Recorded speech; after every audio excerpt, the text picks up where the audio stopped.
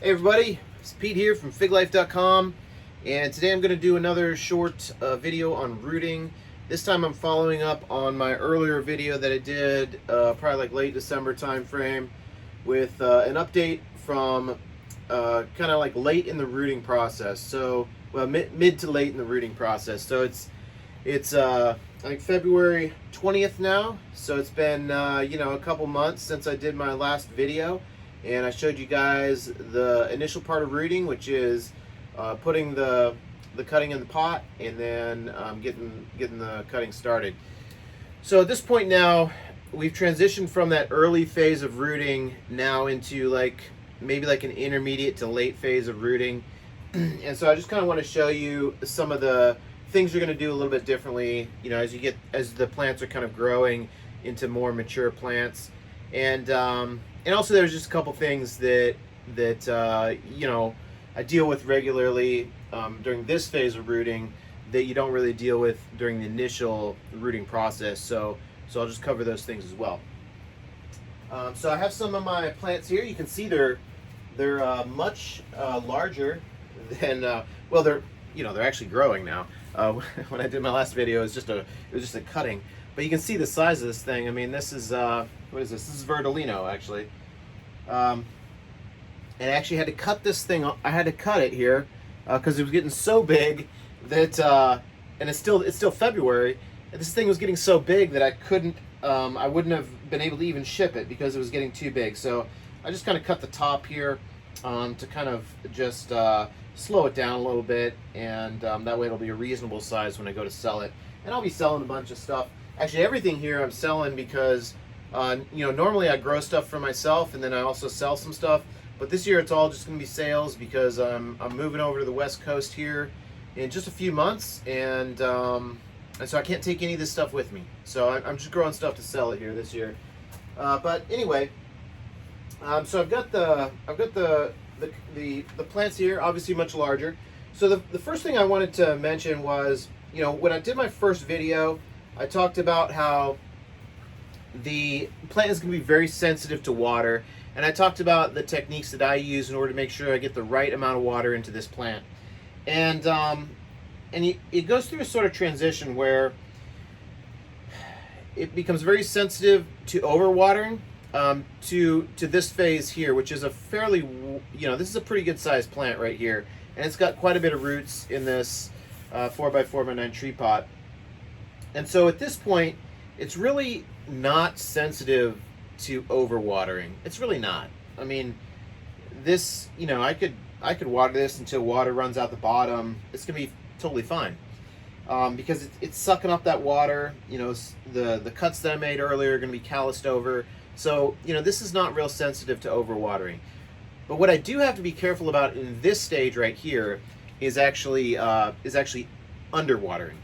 Because if you underwater this plant, it will quickly dry up, and at a minimum you're going to lose all the leaves, and then it'll take a while to grow back. But if you're not careful, you could even kill it just from underwatering. And so you do go through a little transition where the first month and a half, maybe 2 months, depending on how quickly it grows, you're going to be sensitive to overwatering because you don't want to have rot.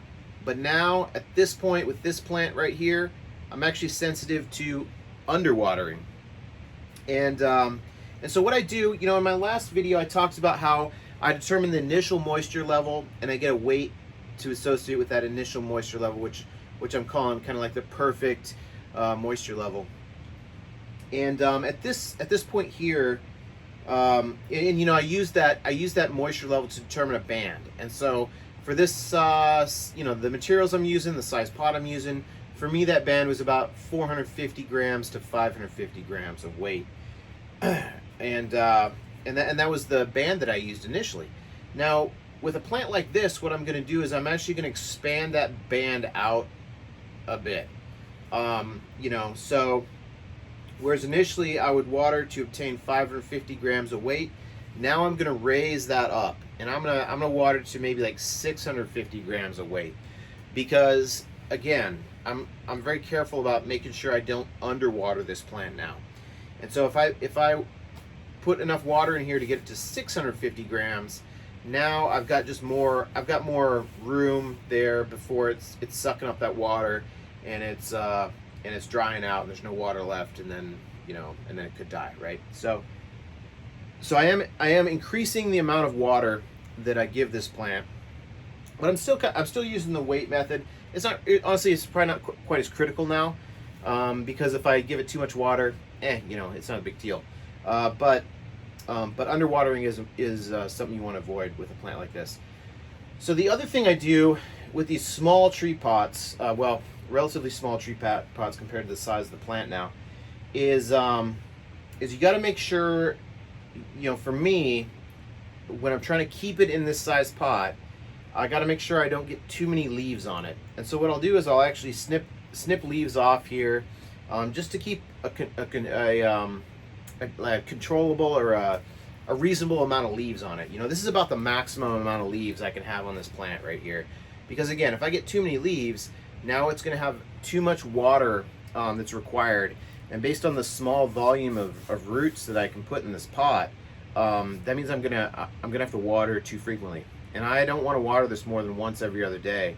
So to prevent this thing from using too much water, I'm going to control the number of leaves that it has. And so I'll just snip off. I mean, you can see here, I just snipped off some leaves.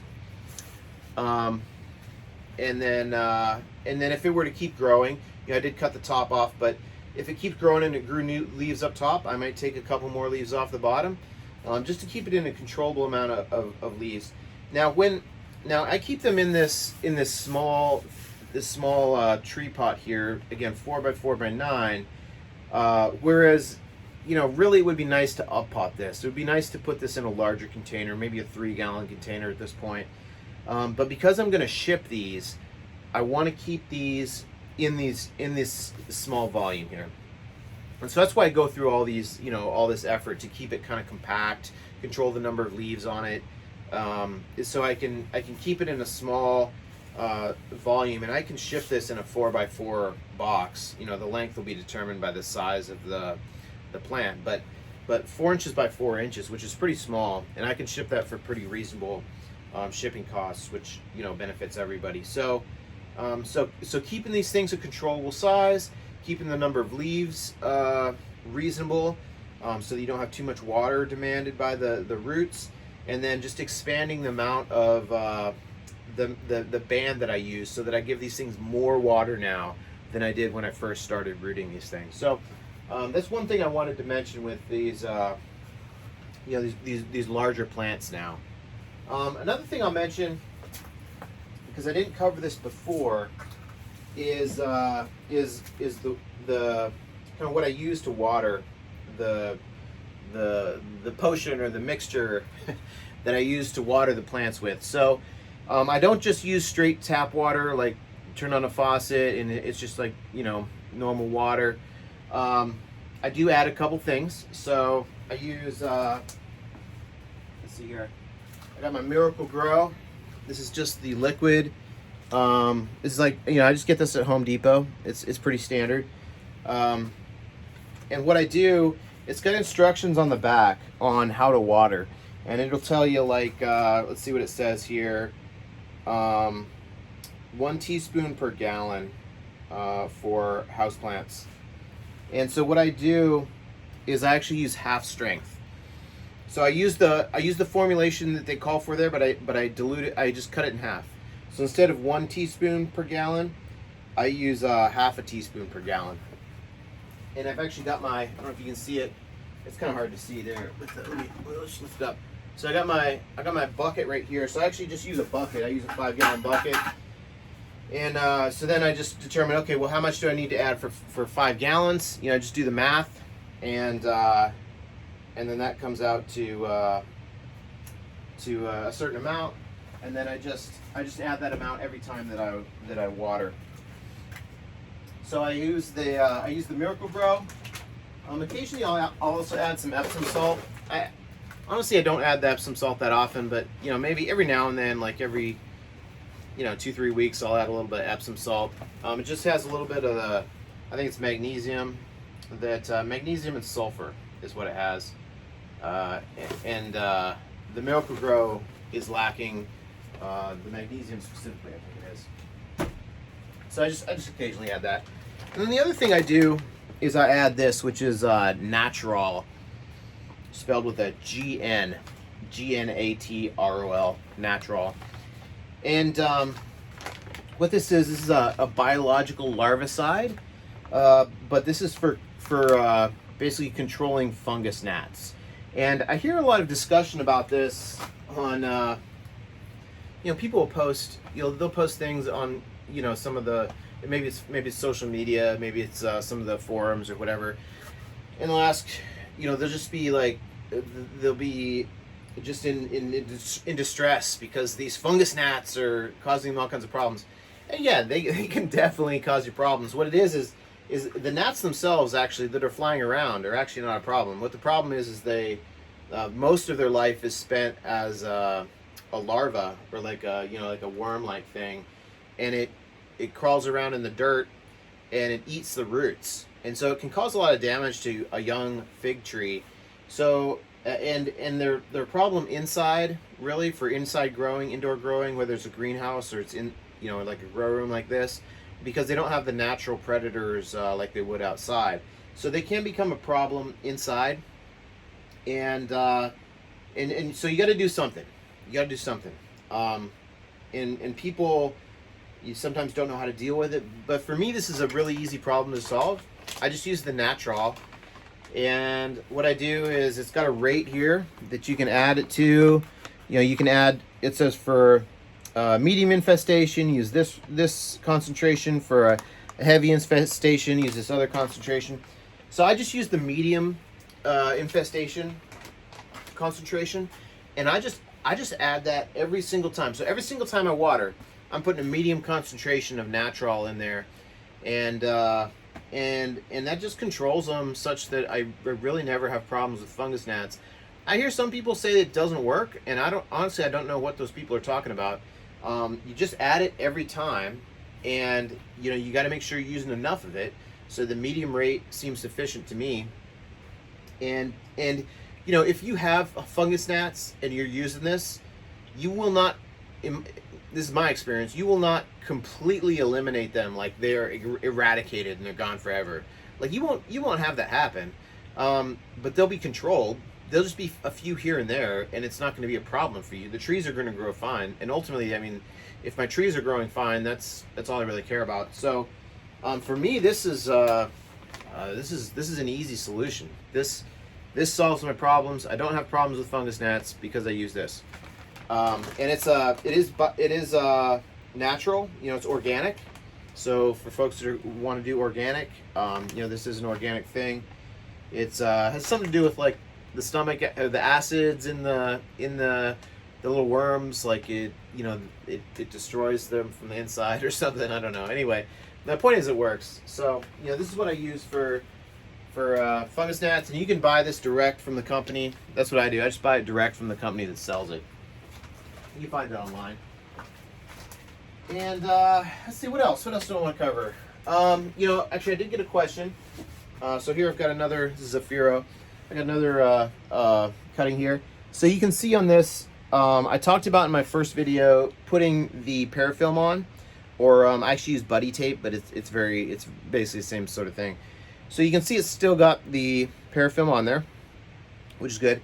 But at this point, I really don't need Parafilm or buddy tape on there because it's got leaves, it's got roots, and so because it's got a functioning like vascular system or whatever.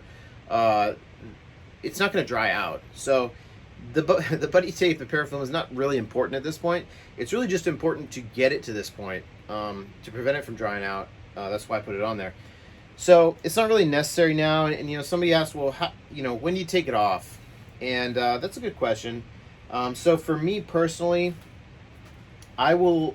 If I was just keeping these, if I wasn't selling these, I would just, if it's not causing any harm, if there's no like mold or something growing underneath it, then you can just leave it on. Once it gets out in the sunlight, it's going to degrade and it'll just fall off. For me, because I'm selling these, I like to go ahead and take it off because You know, I want people to have a nice tree when they receive it. I don't want it to be like half covered in parafilm. You know, so I go ahead and take it off. But to take it off, you can just kind of scrape it off. But I tend to wait until I'm confident that the tree has a strong root system, such that by sort of jostling it around a little bit, I'm not going to tear the roots up and damage it. And so, you know, even one like this, I probably wouldn't do anything with this unless I had to. You know, something like this, you know, I would go ahead and just take the parafilm off. And actually, I've got a little bit still on here down at the bottom, so you know, I just take that off. And you can see there is a little bit of like mold growing on there. It's not gonna, you know, that right there isn't gonna damage it. But sometimes it can kind of be a fight between the benefit of having the parafilm on there to keep the cutting hydrated so that it doesn't dry out, and not you know, and then you're fighting with getting mold growing underneath there. So if you do start getting too much mold or you know, black stuff underneath there, you may want to go ahead and take it off, because the mold can kill it too. So but that goes back to the importance of just cleaning the cutting before you put the parafilm on. Make sure it's dry when you put the parafilm on. By doing that, you can kind of avoid having those issues. But if you do have those issues, then sometimes I do have to take that parafilm off kind of before earlier than I'd like to. But otherwise, I just let it grow up till I'm not worried about it jostling around causing damage, and then I take the parafilm off. And actually, I've got a phone call, so let me put this on pause for just a second. All right, I'm back. All right, my wife was trying to coordinate what we're getting for dinner here. So, all right, so yeah, as I was saying, we'll take I take the parafilm off just because I'm selling it. If there's going to be some mold growing underneath it, then you know, on a case-by-case basis, maybe take it off a little bit early. But otherwise, if you just put these out in the sun's going to kind of degrade that parafilm, and it'll just kind of fall off on its own. So it shouldn't be a big deal unless you start getting some mold growing underneath there. So other things to talk about. All right, hey, one more thing that I forgot to mention earlier when I was talking about fungus gnats, and that is, you know, actually this season I don't think I've seen a single fungus gnat. Now I'm still using the Natural, but just because I use it kind of religiously. But I don't think I've actually seen any fungus gnats this year, and it kind of goes back to something that I sort of like a lesson learned from last year, which was what happened last year is I had my plants growing like this, and I brought a plant in. I think maybe I'd purchased it online or something, and maybe it came from California, and it was a growing plant, and I brought that new plant into the grow room. And what happened was then I introduced a bunch of pests to the grow room, like things like it wasn't obvious that it had pests, but it did. You know, it could be fungus gnats, it could be spider mites, it could be any other sort of thing. And so this year what I did is I made a deliberate effort not to introduce any sort of new plant material from the outside into this environment, to keep this environment kind of sterile, if you will. And it's actually worked really well. I haven't had any I don't think I have any fungus gnats. Like, I haven't had any fungus gnats that I've noticed.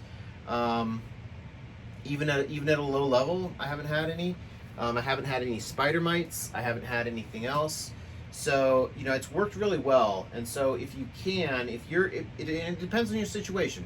You know, if you're growing in an environment where you're regularly exposing your plants to outdoor stuff, then it's not really gonna make a difference. But if you're like me and you grow it in kind of a secluded area in your basement or something, then I would really strongly consider making a deliberate effort not to introduce any sort of new live material.